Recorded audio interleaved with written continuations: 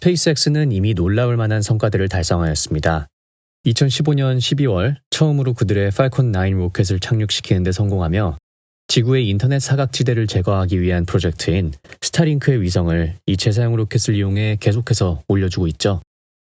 이 위성들은 최근 일론 머스크의 지지로 러시아 우크라이나 전쟁 때 통신망이 파괴된 우크라이나에게 인터넷을 공급해주며 전쟁의 판도를 바꿔놨다고 해도 과언이 아닙니다.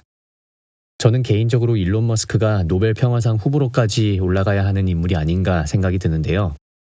그런 일론 머스크가 이끄는 스페이스X가 지난 4월 첫 번째 실험에 괄목할 만한 성과를 이루고 6개월이 지난 저번 주 토요일 한국 시간 오후 10시 두 번째 실험 발사를 진행하게 되었는데 6개월 만에 스페이스X는 눈부신 성장을 이루었습니다.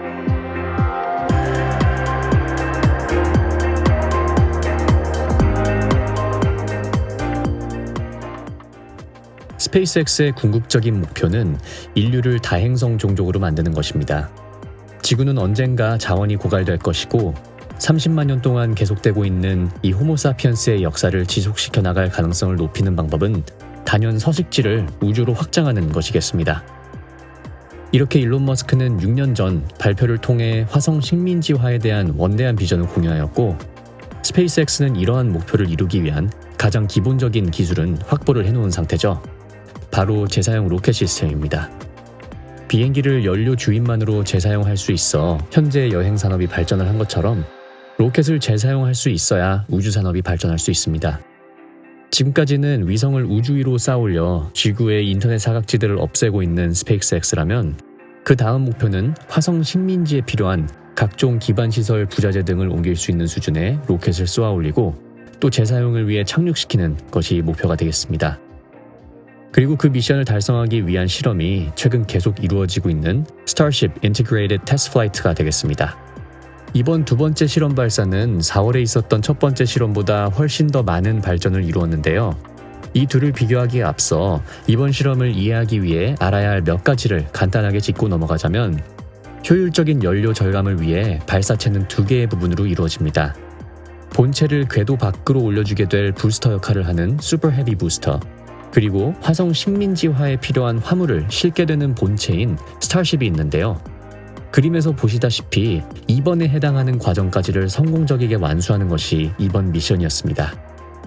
슈퍼 헤비 부스터는 총 33개의 랩터 엔진의 추진력을 받아 스타쉽을 지구로부터 상공에 올려주게 되고 공중에서 스타쉽과 분리를 한 후 왼쪽에서 나타나는 것처럼 지구로 돌아와서 재착륙을 시도하게 됩니다.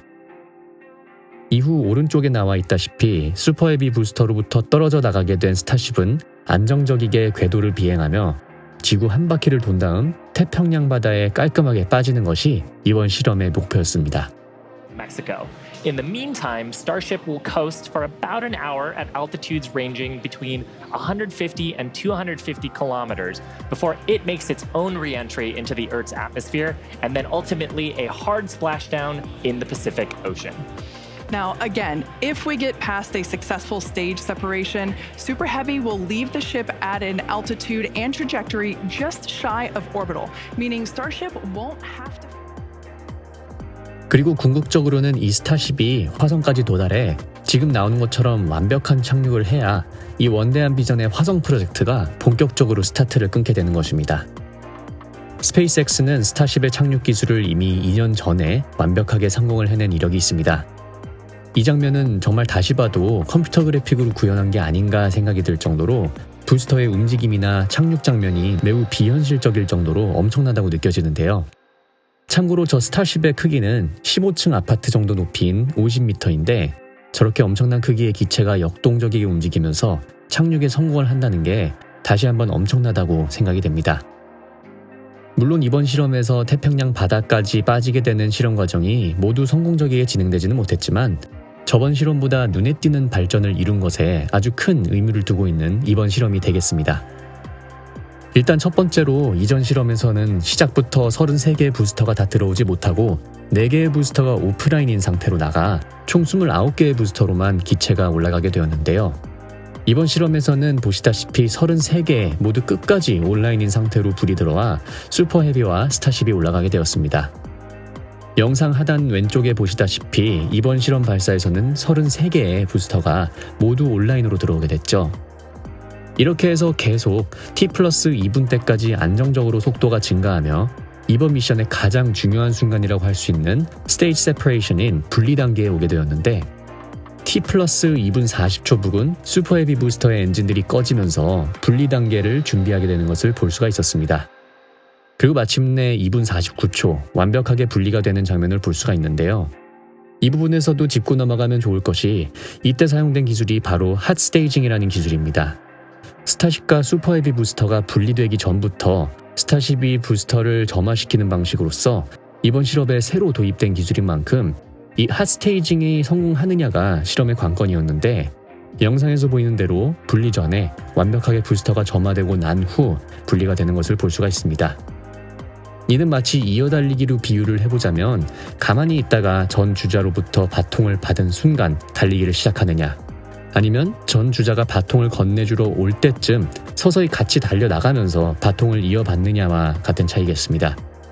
당연히 후자가 효율적인 측면에서 더욱 좋은 성적을 내줄 수 있는 것처럼 이 핫스테이징 방식을 성공적이게 이뤄낸 스페이스X입니다. 이후 분리되어 떨어져 나간 슈퍼 헤비 부스터는 멋지게 지구에 다시 돌아와 착륙을 했어야 했지만 아쉽게도 자유낙하를 하는 과정인 3분 20초경에 작은 폭발이 감지되면서 결국은 폭발하게 되고 말죠. 하지만 이때 본체인 스타쉽은 계속해서 나아가고 있었습니다. 6개의 랩터 엔진도 모두 온라인인 상태로 말이죠. 그리고 결국 8분 8초경에 스타쉽도 폭발을 하게 되고 마지막으로 기록된 데이터는 자그마치 시속 24,000km 그리고 고도 148km까지 도달을 하게 되면서 지구의 수면 레벨로부터 100km를 우주로 이야기하는데 스타쉽은 성공적이게 우주 궤도를 진입해 48km를 더 나아가고 나서 폭발을 하여 이번 실험이 마무리된 것이라고 봐도 되겠습니다. 스타쉽과의 통신이 끊기고 상황실의 분위기, 또 커맨드 센터들의 직원들의 모습을 보면 다들 환호하며 실험이 성공적이게 마무리되었다는 것을 알 수 있는데요. 이렇게 조금씩 공상과학의 영역으로만 생각되었던 외부 행성의 식민지화라는 목표를 향해 일론 머스크 사단은 계속해서 나아가고 있습니다. 당장 스타쉽은 지금으로부터 1년 후인 2024년 11월로 계획되고 있는 나사의 달 우주기지 구축 프로젝트인 아르테미스 프로그램에 채택되어서 부자재들을 옮기는 용도로 사용이 될 텐데요. 이를 위해서 분주하게 움직이고 있는 요즘입니다. 이렇게 우주 항공산업과 인류를 위한 AI 그리고 지구의 에너지 재생산 구조를 구축해 나가고 있는 테슬라를 이끄는 일론 머스크를 응원하지 않을 수가 없습니다. 지금 우리가 살고 있는 시대는 단연 인류 기술 발전 역사에 있어서 가장 흥미로운 시대가 아닐까 생각이 드는 스페이스X의 이번 실험 발사 영상 정리를 마무리합니다. 지금까지 테크피드였습니다. 시청해주셔서 감사드립니다.